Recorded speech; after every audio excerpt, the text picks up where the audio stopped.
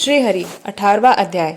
धनु नामक मुनि की कथा। नारद जी बोले, हे तपोनिधि, फिर गंधर्वा राजा से वाल्मीकि जी ने आगे क्या कहा वह सुनाइए। वाल्मीकि जी बोले, उस ब्राह्मण के ऐसे विलाप से 10 दिशाओं से गर्जना हुआ और अकाल मेघ आया। उसके साथ पर्वतों को कपकपाने वाले तीक्ष्ण स्पर्श वाली वायु चली। अत्यंत जोर से बिजली चमकी। वह मेघ सब दिशाओं में फैल गया और महीने भर तक वर्षा रहा। सब पृथ्वी पर पानी भर गया, किंतु पुत्र शोक की अग्नि से तपिस ब्राह्मण को कुछ भी पता नहीं चला। वह अन्न जल छोड़ पुत्र पुत्र कहते विलाप करता रहा।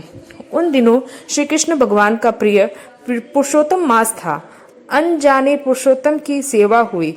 इससे अत्यंत प्रसन्न हो नवीन मेघ के समान श्याम वर्ण वर्णमालाधारी श्री कृष्ण भगवान प्रकट हुए तो मेघ बंद हो गया। ब्राह्मण ने श्री कृष्ण भगवान पुरुषोत्तम का दर्शन किया और शीघ्र ही पुत्र को पृथ्वी पर डाल स्त्री सहित श्री कृष्ण भगवान को नमस्कार दंडवत कर हाथ जोड़ वह उनके सम्मुख बैठ गया। अमृत वर्षणी मधुर वाणी में भगवान बोले, हे सुदेव शर्मा, तुम धन्य हो और तुम सौभाग्यशाली हो। सुनो, तुम्हारा भविष्य मैं कहता हूँ। इस पुत्र की आयु 12,000 वर्ष होगी। यह तुम्हें निसंदेह सुख देने वाला होगा। अब मैं तुमसे एक प्राचीन इतिहास में जो मार्कंडेय मुनि ने राजा रघु को सुनाया था वह कहता हूँ।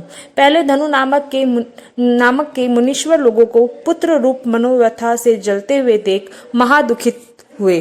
तब उन्होंने अमर पुत्र की इच्छा कर महाघोर तप किया। देवता प्रसन्न हो उनसे बोले, हम सब तेरे महाकठिन तप से प्रसन्न हैं। तेरा कल्याण हो। जो तेरे मन में इच्छा है मांग। मुनिवर ने बुद्धिशाली पुत्र मांगा। तब देवताओं ने मुनि से कहा, मुनीश्वर, ऐसा तो पृथ्वी पर आज तक नहीं हुआ। मुनि बोले, अच्छा, किसी के निमित्त से आयु हो। देवता बोला, निमित्त क्या? यह सुन मुनि बोले, तो वह महापर्वत जब तक रहे, जब तक की आयु हो। तथास्तु। यह कह इंद्र सहित देवता चले गए। धनु शर्मा मुनि के थोड़े समय में ही बुद्धिशाली पुत्र हुआ।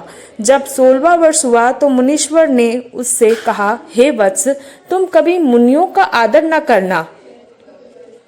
ऐसा उपदेश पाकर वह मुनियों का अनादर करने लगा।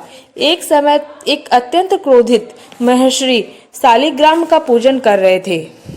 तब उसने शालिग्राम को उठाकर हंसते हंसते हुए कुएं में डाल दिया। रुद्र की भांति क्रोध कर महर्षि ने उस पुत्र को श्राप दिया कि यह अभी मर जाए, किंतु उसे जीवित देख मन में विचारते हुए कि धनु शर्मा के इस पुत्र को देवताओं ने निमित्तायु किया है, तत्काल एक तीव्र सांस छोड़ा।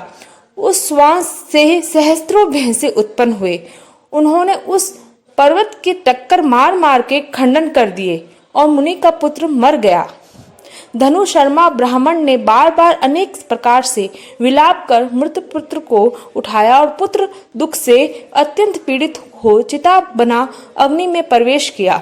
इसी प्रकार के मनुष्य हठ से प्राप्त पुत्र से किसी प्रकार सुख नहीं पाते, किंतु पुरुषोत्तम के महात्म से प्रश्न हो, मैंने तेरा पुत्र चिरंजीवी किया है।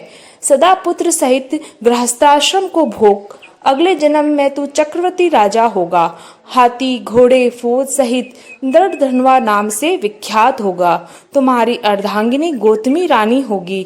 तेरे 4 पुत्र और 1 कन्या होगी। जब तू अज्ञान और माया से मोहित हो विषयों में फंस कर मुझे भूल जाएगा तो तुम्हारा पुत्र वन में तोता बन वट के वृक्ष के ऊपर बैठकर तुमको बोध करवाएगा।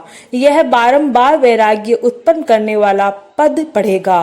तब तू तोते का वाक्य सुन दुखित मन को हो घर आवेगा और चिंता के समुद्र में डूब अन्न जल छोड़ देगा। तत्पश्चात वाल्मीकि जी मुनि तुझे बोध कराएंगे तो संयस रहित होके पूर्व स्वरूप त्याग हरि के पद को स्त्री सहित प्राप्त होगा। महाविष्णु के ऐसे चाहते ही ब्राह्मण का पुत्र उठ बैठा। दोनों स्त्री पुरुष पुत्र को देख आनंदित हुए। सुखदेव ने भी उन माता पिता और हरि को नमस्कार किया। तब ब्राह्मण गदगद हो बोला, हे हरि, मैंने जब निरंतर कठिन तप किया वहां तो आपने मुझे कठोर वचन कहे तो मेरे भाग्य में पुत्र नहीं है। अब उस वाक्य के उल्लंघन करने और मरे हुए पुत्र को उठाने का कारण कहिए। 18वां अध्याय समाप्त।